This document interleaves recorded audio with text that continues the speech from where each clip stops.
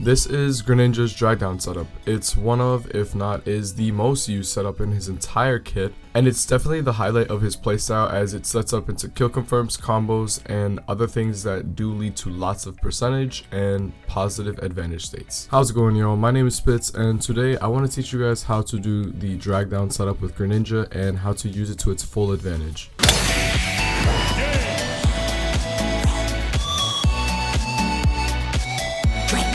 Although it performed a little bit differently back then, since Smash 4, mastering Greninja's dragdown setups has been a key component to mastering the character himself. Greninja offers a lot of different tools and things in his kit that helps him excel as a character, but standalone, they're not too good. This is where the dragdown comes in, because the dragdown is kind of like a bridge in between all of these different things. First off, let's look at exactly what a dragdown is and how to perform one in the first place.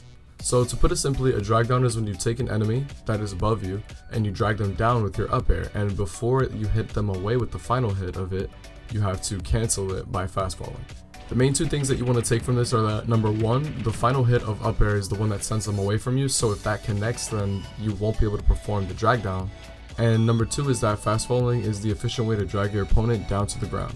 If you actually didn't know this already, fast falling does have an indicator and it'll tell you when you fast fall. So I'm going to show you this clip and you let me know if you see it. Did you see it? Here, I'll slow it down one more time for you. If you didn't notice it already, a successful fast fall is shown through that little white spark that comes up next to your character whenever you perform a fast fall. Another thing also to note is that fast falling can only be done at the apex or the highest point of your jump. So a short hop fast fall can only be done at the peak of a short hop, and a full hop fast fall can only be done at the peak of the full hop. So you can't do a fast fall in between. Knowing this makes it a lot easier to perform the drag down, because when you perform the up air, you don't want it to be in the middle of your jump or you won't be able to fast fall. Instead, try to throw out the up air at the apex of your jump, so then you'll be able to fast fall and bring the opponent down with you. Now, it is possible to do a drag down without a fast fall, and trust me, it's not even that hard or that different to begin with. However, to efficiently do it, you have to do the up air at the end of your jump. So do it on the way down rather than at the very top, then on the way down. It makes almost a natural fast fall for you, so that then you can bring the opponent down with you without having to input fast fall. A little bit of a tip from me to you on something that you can do to improve your fast fall and your drag down consistency is to definitely flick your inputs, because doing your inputs from jump to C-stick in two individual motions is a lot less consistent than if you were to just flick your thumb quickly over both. Or another recommendation I can have is to change a trigger button to jump, so that then you don't have to move one finger to do both actions. Next up, I want to look at the wide range of scenarios that can come out of doing a drag down, such as combos, true combos, and setups. Situation number one is that the opponent misses a tech. This situation is completely in your favor, and there's a couple things you can do, including combos, true combos, more drag downs, jab blocks, or even just a simple smash attack. If you want to know some combos out of down tilt that you can do here, reference my other video here in the top right. Something I personally recommend is that if it's a higher percentage, double jab block them and then just do an F smash for the kill. Situation number two is that the opponent techs the landing. I recommend to always be ready for this situation, because if the opponent techs the landing and you're not ready for it, you're most likely going to be going for a combo that, if they didn't tech the landing, would have been true, and doing that will only leave you vulnerable to their next option. Keep in mind that out of tech they have three options, which are tech in place, tech roll forward, and tech roll backwards. Predicting any of these options only leaves you in the advantage and can only lead to even more benefits, such as more drag downs, another true combo, a grab, or anything that helps you win over them. Try to take note of what your opponent likes to do out of a tech situation, not only through the drag down setups, but in other tech situations that you notice throughout your match. One last thing to note about this situation is that tech in place does give them some invincibility frames, even though they aren't rolling. So if you do try to F smash them or do a true combo, it most likely will miss unless if you time it perfectly. So I recommend that if they tech in place and you miss your first option, to back off immediately, because one of Greninja's biggest weaknesses is his out of shield options, and being in shield is something you definitely don't want to do against a close opponent when you're playing Greninja. More on that in a separate video in the future. Situation number three is that you drag them down, but no tech situation is present or has even any opportunity to be present. This happens when your opponent is at too low of a percentage and you attempt to do a drag down.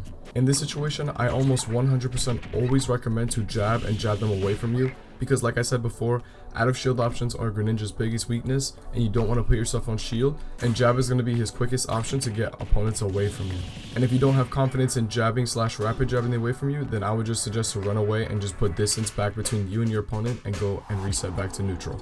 The last situation is that your opponent misses the tech and bounces and they don't do anything, and you also don't do anything.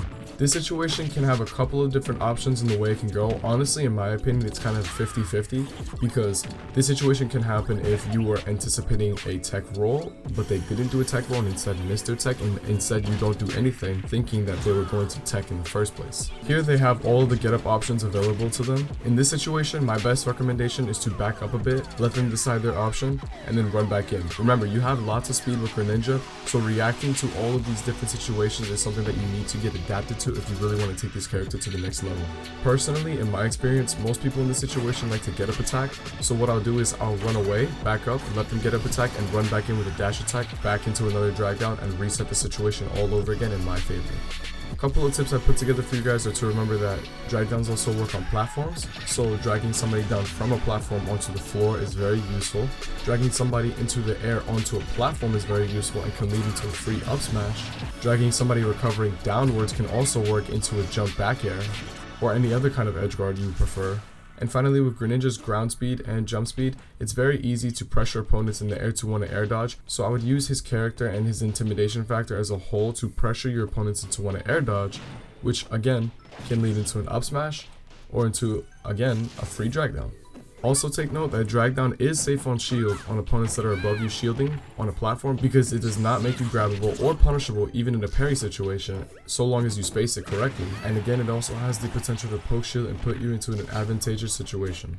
And there you go. So that's all the information I can give you guys on drag down in my experience. And if you wanted to look at more of the frame data stuff, which I didn't go specifically into, I am going to link something in the description you can check out. It'll show you all the frame data of every Greninja move, but specifically you want to be looking at up air and his fastball if you really want to look at the specifics of when to fastball and how to use the up air correctly. And with that being said, here's a little montage of me using drag downs and how I use them in my gameplay, and how you guys can also take note of it and implement it into your gameplay. If you guys have any tips for me too, leave them down in the comments, because I'm always looking for new tips on how to get better with Greninja and any Smash character in general or any matchup. But I'll leave it at that, and I'll see you guys in the next Greninja video in the future. Peace out.